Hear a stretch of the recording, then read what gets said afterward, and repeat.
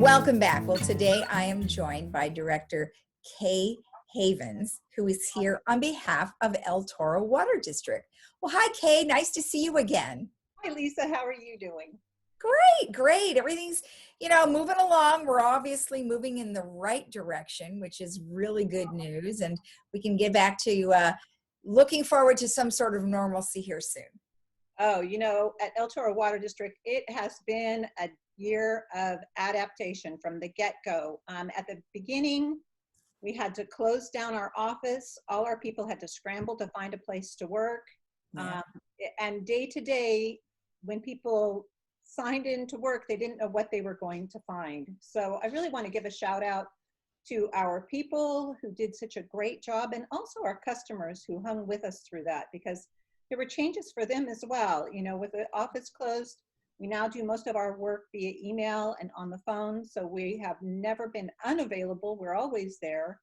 And the work that we've been doing in delivering water, our wastewater services, and our recycled water has not stopped. We've just done a really quality job throughout this whole pandemic.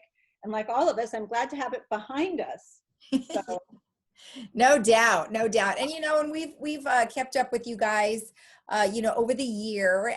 People were very concerned at the very beginning of all this. That, oh my gosh, our water is contaminated, and of course, you guys dispelled that myth. And there were lots of things I think people were concerned about. So you're right. I mean, you've made some great progress, and I'm sure the consumers are very happy with not having any type of interruption of their water service. and we were very concerned for our consumers as well, our customers, because we saw people going to the supermarket and buying, entire grocery carts full of water, which was completely unnecessary. And,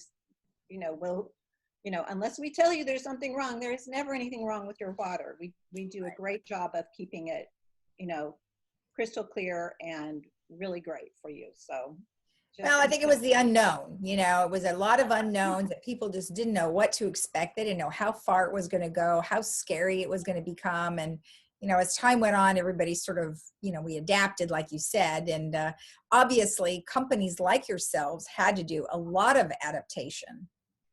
We did. And, everything from workspaces to how our teams went out in the field. They couldn't get in the same truck together, so we had to send a couple trucks at a time. Masking, we took to that. I mean, we just had to with our customers, and great customer service all the way along. So our people really made the difference for our customers. And our general manager got on TV and said, everything's fine. Right. Keep calm, carry on. So that was great. Well, absolutely. And if there was an instance where they needed to have someone come out to their home, it was a little harder because the majority of the people that live here, are of the high risk age group. So for them, it might have been a little more difficult. But again, like you said, you were able to adapt and accommodate everybody without interruption. And that's just the way we all had to do it, right? We just like we said, adaptability, and I feel like we've done such a good job. We're coming into the home stretch with our water recycling project, which took place in the village. Yeah. We paused that for a while until we figured out how we could do it and keep everybody safe. And okay, great job there. And today, what we've been noticing is people are liking our water so much that they're using a little bit too much of it. So for the first time in some years, we're actually seeing an uptick in numbers. Okay. So we'd like to make people aware of that just the last couple of months. And that has been also probably because it's been a little bit hotter. Yeah. We first got our first cold weather kind of in the last couple of weeks, but over the last few months, it's been a much warmer and drier winter. So that water usage will go up. Interestingly, Lisa, at the beginning of the pandemic, we actually saw our water use drastically drop away. When we expected with everybody home, it would go up. So yeah, might have been on a roller coaster, but people seem to be settling in, and they need to watch that water conservation now. Well, yeah, because like you said, it's warmer. People are probably walking more, so they might be drinking more water, cooking. But it is kind of interesting because people have been home all this time and they've been cooking using water, and you'd think that it would have gone up, but who knows? So you do have a couple of things that for saving water. What are some ideas? Well, we've got some great ideas for saving water, and you'll see on the slide that number one, if you want to get into rebates, we have some great rebates out there, because conserving water, any water we don't have to bring in, saves us not only on your bill, but saves us environmentally, how the amount of electricity it takes to deliver water. Mhm. So it really is in everybody's best interest that we do conserve. We're going to be, I've heard that VMS will be looking at our high usage homes and be sending them out tablets as needed to check their toilets, to make sure that their toilets aren't running on. Oh. And some other things you can do to conserve in the home. One of the things I like is the plate scraper. There's a way that, a lot of people take their plate to the sink and wash all the whatever's left on their plate into the sink, and then they have to hose the whole sink, and then they use the garbage disposal. Meanwhile, the water's running. But a better way to do it is actually to scrape the plate into the trash and then go ahead and put your plate right into the dishwasher. It's already a little bit cleaner, so you don't have to use all that water. Oh. So those plate scrapers, I think it'd be a good thing if everybody kind of looked into something like that. You can do it with your fork as well. Huh.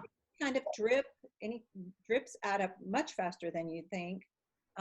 Running things when they're full, we know that the washer and the dishwasher. Right. So, and watering your garden, water early in the morning if you need to. Here, luckily, most of that watering is done for us, and I've noticed that they're doing a pretty good job of monitoring the sprinklers and making sure that they're running when they should be running. Exactly. Now, I noticed there's one slide here where you talk about using a bucket in the shower or under a faucet to capture water while you wait for hot water. Right. That's an old one from the 70s, so a lot of us are familiar with that one. I think I kind of remember that. Yeah, get a good looking bucket, everybody. You don't want this ugly Home Depot bucket. Get a good looking bucket, and then you can use that water to water your plants, right? Exactly. And that's what with myself and my neighbor do. We often catch ourselves going out and watering the plants that are in the front, and why not, Yeah. Oh, that's a smart idea. Yeah, that's a great idea. Now the 5-minute shower, I'm not so sure I can accommodate that one. I know. Who does that? Now you tell me, do you actually do 5-minute shower? You know what? I was a swimmer when I was younger, and I can take a darn fast shower, believe me, because it's like nobody wanted me in the locker room any longer than they had to. And oh my gosh. Or there are people who were in the military and they had to, 3 minutes and get out. Similar to that. So if you're disciplined, you can. But but all good ideas, all good ideas. And then lastly, we talked about this last time about the advisory groups that you guys are having the meetings. So how does somebody participate? You know what? We would love to have people join us for this. It's such a great program. We used to give free lunches, but we can't do that anymore because we can't all get together in the same room. But you just sign in. The way you sign up is to just go to El Toro Water District. That's ETWD.com, and there's a little button right in the middle of the webpage where you just click on that, put your email in, and you'll be invited and sent a Zoom link. Okay. But our general manager and staff generally gives just a terrific amount of information, more, great depth in how they go about bringing water and the future of water. Yeah. And the 3 businesses that we run, the water delivery, the wastewater management, and the recycling of the water. And you know what? There is just a lot that goes on in that people, if they were better informed, would be able to, share it out, and also have a great feeling of security with how well versed everybody is in this industry. It's a very complicated but interesting industry, and we want people to know and come share with us. So Well, that's a nice way to, like you said, to inform everyone. They can just follow along and hang out and learn more about it. So that's awesome. Okay, thank you so much for the overview. I appreciate it, and I'll be sure to get my bucket. good looking bucket, Lisa. Oh, that's right. Not just any old bucket, a good looking bucket.